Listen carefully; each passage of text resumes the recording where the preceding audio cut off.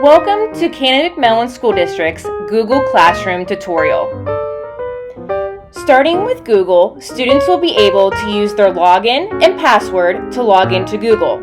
Students then will be able to click on the Google Classroom icon in the top right-hand corner. Students then will click on their classroom and then be directed to this screen. So the students will be able to see the various different days and the assignments listed below. Students will then be able to click on the assignments and then be directed to interactive documents, links, information, quizzes, and so on.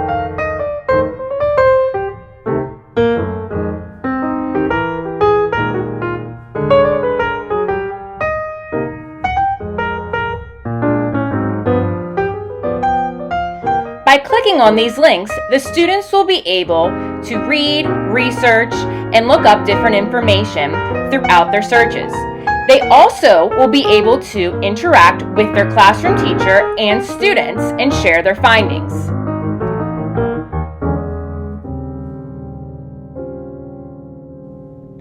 Students can type their answers directly on a Google Doc, Google Slides, and so forth.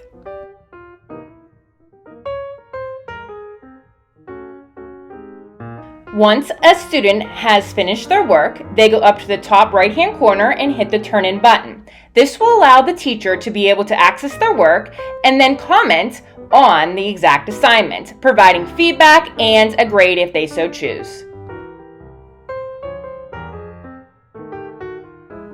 Another part of Google Classroom is the ability to collaborate with other teachers and students in the class. Students will be able to share at times one Google document that they will be able to see their other classmates and teachers' thoughts, opinions, and work. Also under the assignments, students can be connected to engaging lessons demonstrated by their classroom teacher. And find the area of each. So we are not only finding the perimeter, we're finding the area. So let's look at sandbox 1. Now, perimeter, the biggest thing that I'm seeing with perimeter is a lot of people are only adding 2 side lengths. You have to add all the side lengths to get the perimeter. So this first side length is 1, 2, 3, 4, 5 feet. They have that labeled for us. This side length is 1 foot. Now, let's not forget this top side length. 1, 2, 3, 4, 5. 5 feet, write it. And this last side length is 1 foot. Okay. I believe this goes to sandbox number 2. So you need to make sure you're adding the 4 side lengths. So I don't know if we remember, but I always make sure I ask myself, how many sides do I have?